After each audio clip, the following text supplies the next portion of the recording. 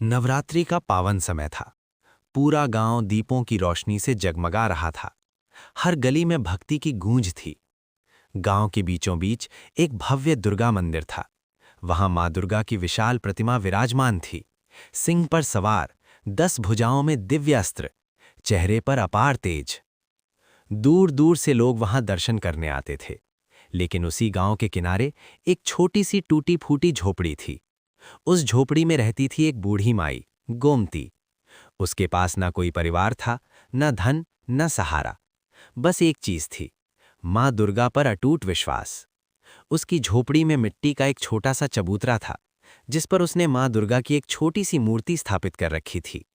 हर सुबह वो उठती, झोपड़ी साफ करती, फिर उस छोटी सी मूर्ति के सामने बैठकर दिया जलाती और मैया का जाप करती।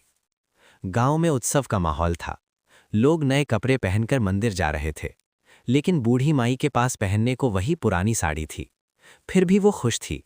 उसने मैया के पूरे 9 व्रत रखे थे। वो मंदिर की सीढ़ियों तक जाती, दूर बैठकर मां को निहारती और धीरे धीरे वापस झोपड़ी में लौट आती। गांव के कुछ लोग उसे देखकर हंसते। अरे माई, तेरी पूजा से मां खुश हो जाएगी क्या? पहले पेट भर, फिर भक्ति करना। माई मुस्कुरा देती, कहती, मां को दिखावा नहीं, दिल चाहिए। दिन बीतते गए। वो बहुत कमजोर हो गई थी। एक शाम वो मंदिर की सीढ़ियों पर निढाल सी होकर बैठ गई। उसकी आंखों में भूख और थकान साफ झलक रही थी। भूख के कारण पेट में दर्द होने लगा। वो पेट पकड़कर बैठ गई। आंखों में आंसू आ गए। तभी अचानक उसके सामने एक छोटी सी लड़की आकर खड़ी हो गई। उसके चेहरे पर अद्भुत तेज था। उसने पूछा, माई, तुम रो क्यों रही हो? माई बोली, बेटी, कुछ नहीं, बस थोड़ा कमजोर हो गई हूं। लड़की ने अपने हाथ में रखा प्रसाद उसे देते हुए कहा, ये लो, इसे खा लो। माई ने कहा, नहीं बेटी, ये तुम्हारा है। लड़की मुस्कुराई। मां ने कहा है, भूखे को खिलाना सबसे बड़ा धर्म है। समझो ये मां ने ही भेजा है। माई ने प्रसाद खा लिया। जैसे ही उसने वो खाया, उसे लगा जैसे उसके अंदर नई ऊर्जा भर गई हो। उसका चेहरा चमकने लगा।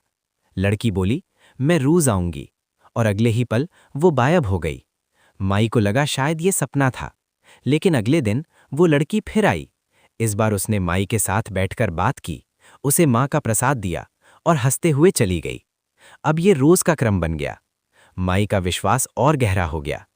नवरात्रि का 8वां दिन आया। गांव में कन्या पूजन हो रहा था। बूढ़ी माई उस कन्या का इंतजार कर रही थी, लेकिन वो नहीं आई। सुबह से शाम हो गई। उसने अपनी झोपड़ी में छोटी सी मूर्ति के सामने बैठकर दिया जलाया और बोली, मां, आज मेरी बेटी नहीं आई, लेकिन मुझे आप पर भरोसा है। जैसे ही उसने आंखें बंद कीं, अचानक पूरी झोपड़ी तेज प्रकाश से भर गई।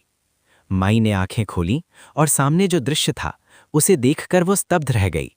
स्वयं मां दुर्गा उसके सामने खड़ी थीं। 10 भुजाएं, सिंह साथ में, चारों ओर दिव्य प्रकाश।